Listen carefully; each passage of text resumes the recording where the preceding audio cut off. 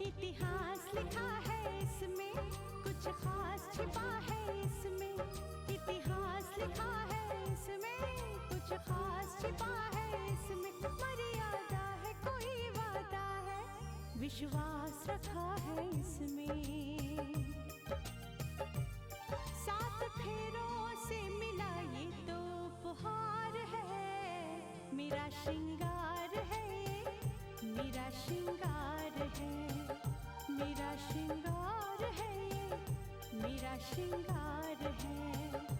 Mangalsutra, mangalsutra, mangalsutra, mangalsutra, mangalsutra, mangalsutra, mangalsutra.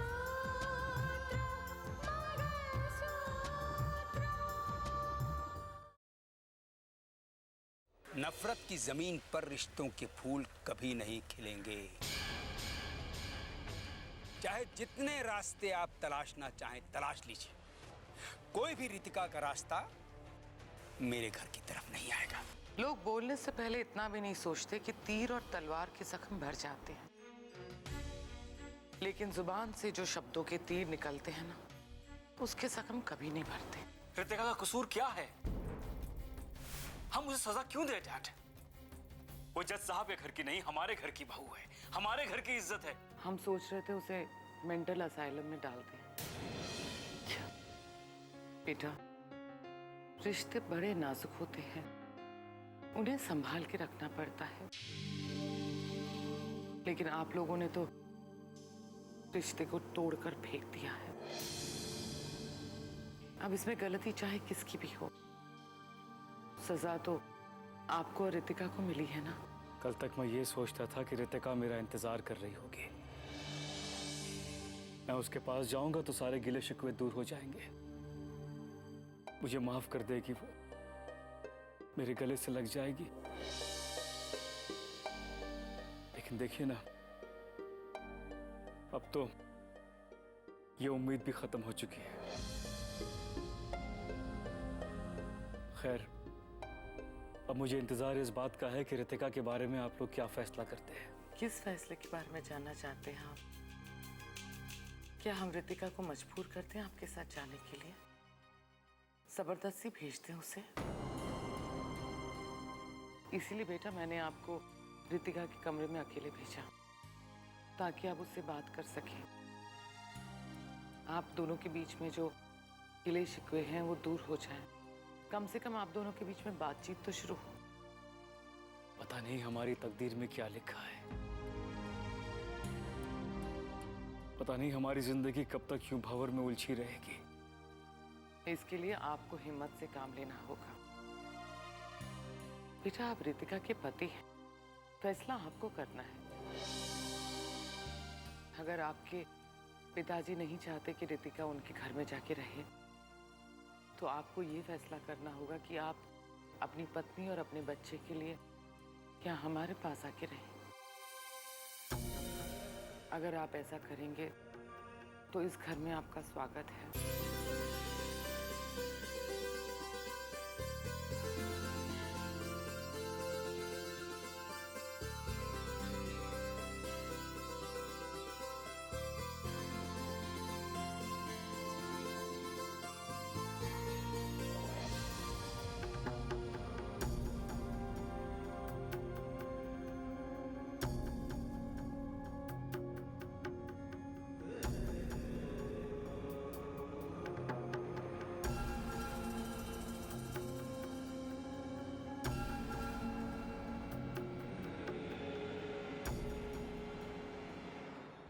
Hydraulic power project की जो file है वो हमारे ऑफिस में कितने दिनों से पड़ी हुई है।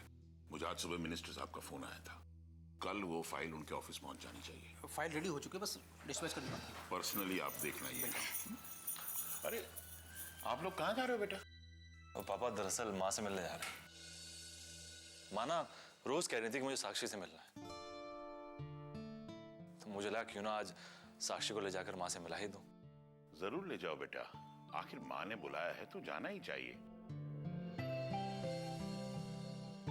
माँ माँ ने इतने प्यार से बुलाया है, माँ का प्यार है, अपनापन है। ले जाओ साक्षी बिटिया को। लेकिन जरा जल्दी आ जाना बेटा, क्योंकि बहू को लेकर क्लिनिक जाना है।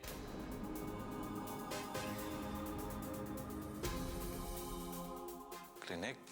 लेकिन पापा ऐसी क्या बात हो गई? दरअसल मेरे एक दोस्त हैं, बहुत अच्छे डॉक्टर हैं। मेरी उनसे बात हो गई है, वो साक्षी का चेकअप करना चाहते हैं।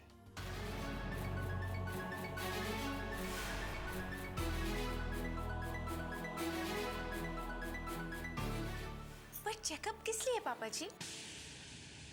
और वैसे भी जो डॉक्टर ने मुझे मेडिसिन दी है वो तो मैं ले ही रही हूँ, और मैं ठीक हूँ। बेटा वो बहुत बड़े डॉक्टर हैं, बहुत बड़े गायनेकोलॉजिस्ट हैं, स्पेशलिस्ट हैं। बेटा ये डॉक्टर का कहना है कि बच्चे का विकास सही ढंग से हो रहा है या नहीं, ये देखना बहुत जरूरी है।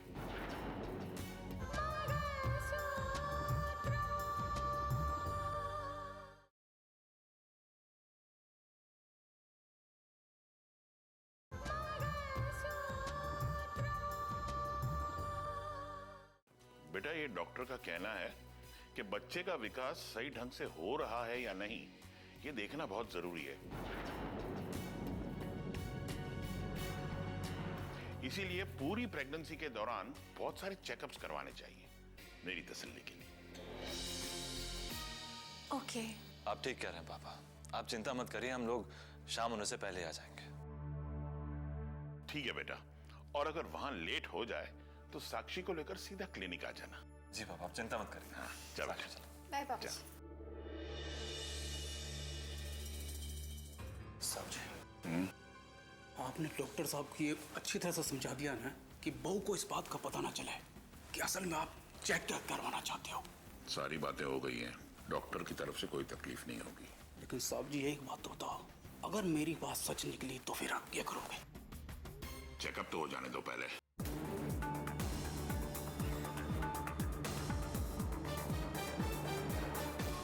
रघुवीर तो रितिका को उस घर में आने नहीं देना चाहते हैं, लेकिन दीदी ने वहां जाकर यह कह दिया मानस को कि अगर वो चाहे तो इस घर में कभी भी आ सकता है।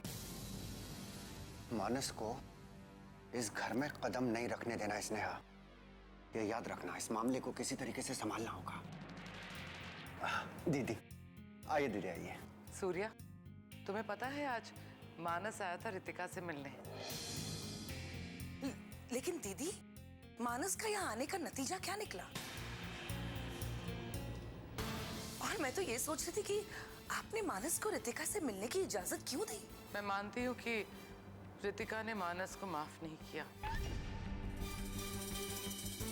लेकिन दोनों के बीच में जो खामोशी की दीवार थी वो तो कम से कम गिर गई। अब बातचीत शुरू हुई है तो बात आगे भी बढ़ जाएगी। दीदी मुझे लगता है कि आप ये सारी कोशिशें बेकार में ही कर रही हैं,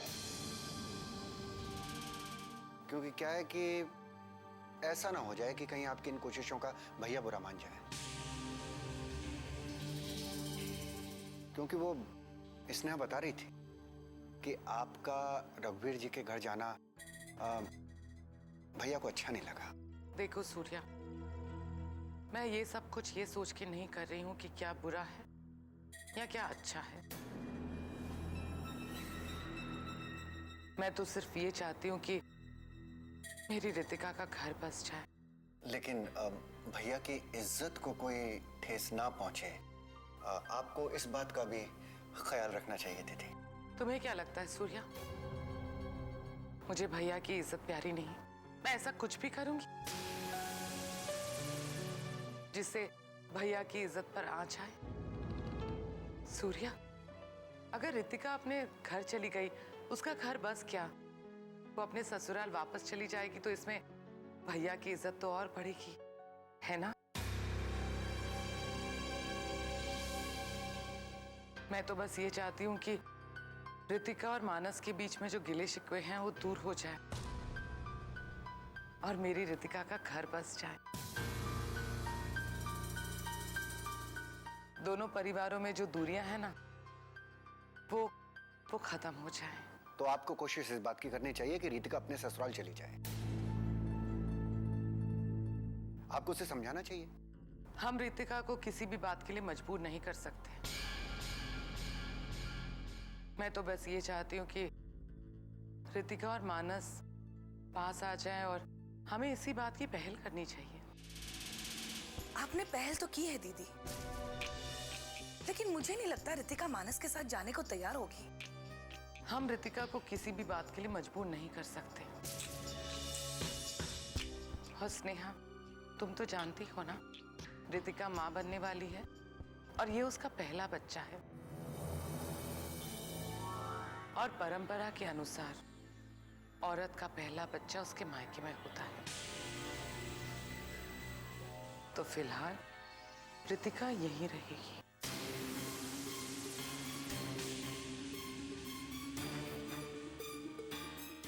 स्नेहा, मुझे लगता है कि दीदी ठीक कह रही हैं।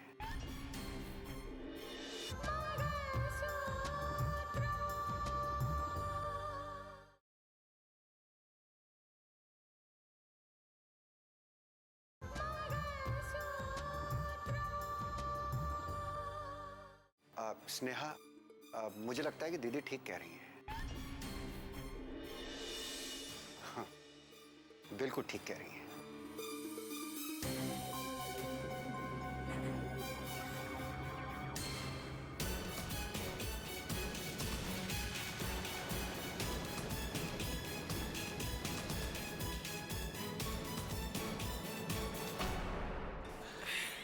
नमस्ते। खुश रहो बच्चों। अच्छा माँ, पापा कहीं दिखाई नहीं दे रहे? वो बेटा ऑफिस गए हैं। अच्छा।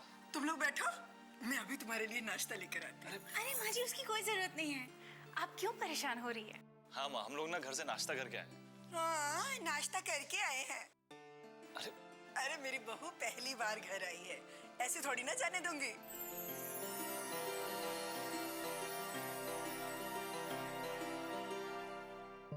तुम लोग बैठो, मैं लेकर आती हूँ नाश्ता। राहुल,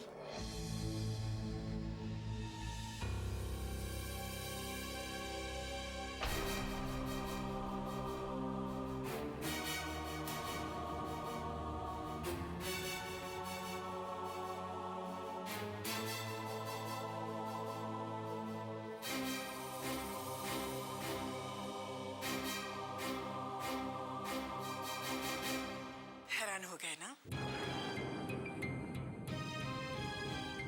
हमने जब इसे पहली बार देखा तो पहचान ही नहीं पाए थे।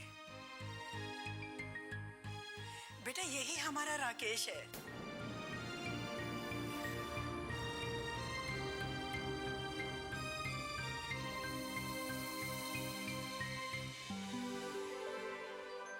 भैया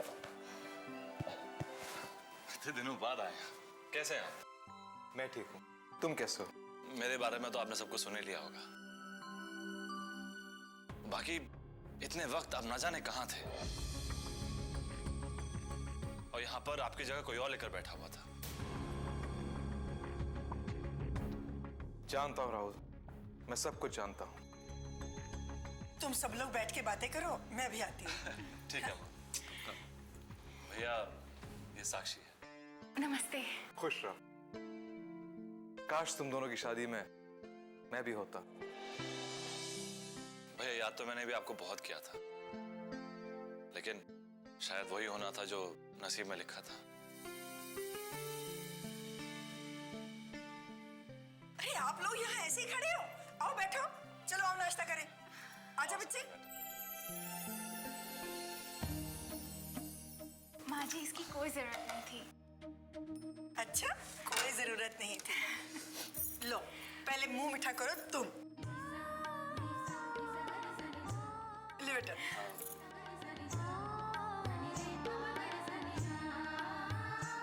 ये लो बेटा।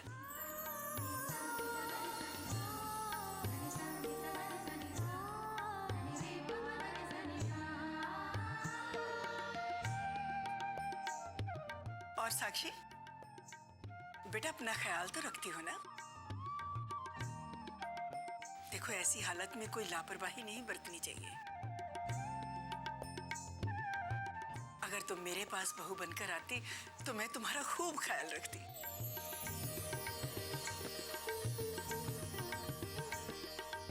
कोई शिकायत ना होने देती। माँ जी, मैं भी चाहती थी कि मैं आपकी बहू बनकर इस घर में आऊं। मुझे आपकी कमी बहुत महसूस होती है।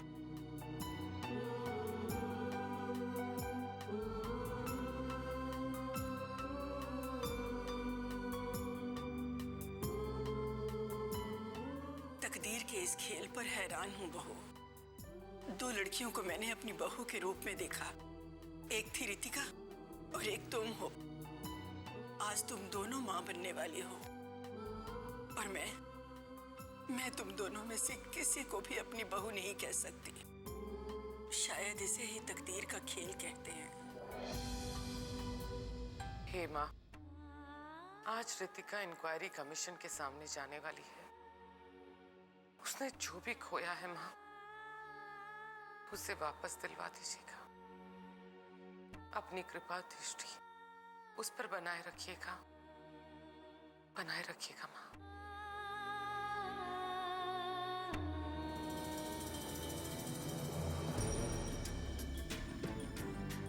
दीदी, प्रार्थना करने से क्या होगा? पहले ये तो पता कर लीजिए कि रितिका के साथ ऐसा क्यों हुआ है। रितिका के साथ जो भी हुआ स्नेहा, ये तो भगवान ही जाने।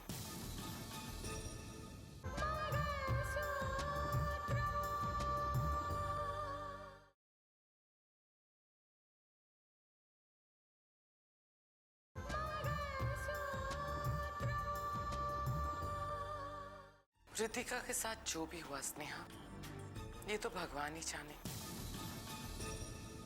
लेकिन अगर तुम्हें लगता है कि तुम जानती हो तो मुझे भी बता दो। वो इसलिए कि रितिका दो जिम्मेदारियों को संभालने की कोशिश में कोई एक भी जिम्मेदारी संभाल नहीं पाई। वो कहावत सुनी होगी ना आपने दीदी, कि दो नाव में सवारी करने वाले कभी अपने मंजिल तक पहुंच नहीं पाते। ये ही रितिका के साथ हुआ है और शायद आगे भी यही होगा रितिका के साथ। स्नेहा, एक औरत होकर एक औरत की क्षमता पे उंगली कैसे उठा सकती हो तुम? तुम अच्छी तरह से जानती हो कि रितिका अपनी दोनों जिम्मेदारियां अच्छी तरह से निभा रही थी। मानस के दिमाग में शक का जहर किसने भरा, ये तो भगवान ही जाने। लेकिन उन दोनों में गलतफहमियां उस शक की वजह से ही शुरू हुई थी, वरना रितिका ने अपने घर के साथ ऑफिस की जिम्मेदारी भी अच्छी तरह से निभाई थी। स्नेहा, अगर रितिका ने अपनी दोनों जिम्मेदारियां ठीक से नहीं निभाई होती ना, तो मानस यहाँ नहीं आता उससे माफी मांगने। अब ठीक कह रही बुआ जी, जब तक दीदी कलेक्टर थी तो उनके काम की हर तरफ तारीफ होती थी। स्नेहा, आज की औरत अपने घर के साथ साथ अपना करियर भी बहुत अच्छी तरह से संभाल सकती है। भगवान ने उसे क्षमता दी है कि वो बहू बनकर अपने घर को संभाले, पत्नी बनकर अपने पति को संभाले, एक माँ बनकर अपने बच्चे को संभाले। तो फिर वो अपने दफ्तर की जिम्मेदारी क्यों नहीं संभाल सकेगी? लेकिन अंजाम क्या होता है वो भी तो आपने देख लिया। देख लेना स्नेहा, रितिका एक दिन अपना सम्मान वापस पाकर ही रहेगी। जिस तरह से मानस आया था ना उसे माफी मांगने, उसी तरह रितिका की अच्छाई और सच्चाई के सामने सबको सर झुकाना ही होगा।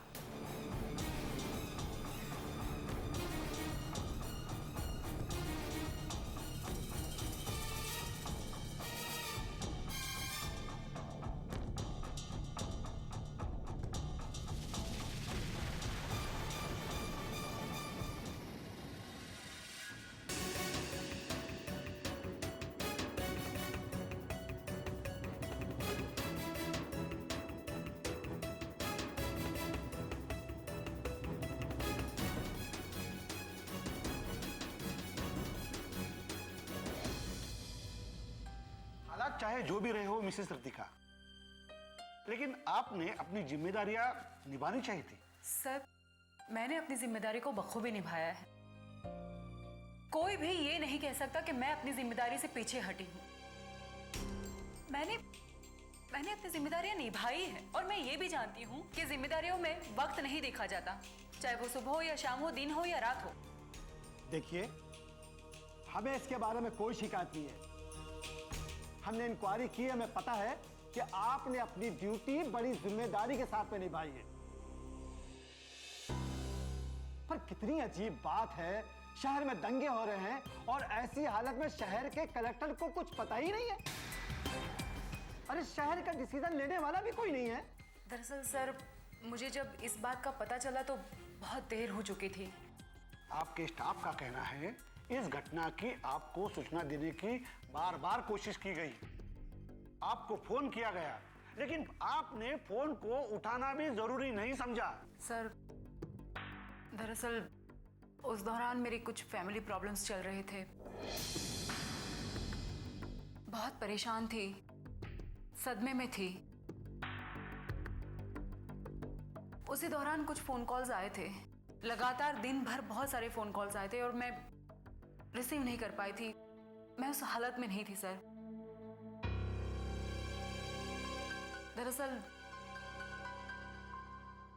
मैं अब आपको कैसे बताऊं, मेरी माँ जिंदगी और मौत के बीच में झूल रही थी और वो भी मेरी वजह से। सर, मैं बहुत ही दुखी थी, बहुत ही बड़े सदमे में जी रही थी। मैंने कुछ भी जानबूझकर नहीं किया है। वो सारी रिपोर्ट हमारे पास मौजूद है, लेकिन आप क्या ये कहेगी कि आपके घर का माहौल ठीक नहीं था, इसीलिए आप गैर जिम्मेदार हो गए?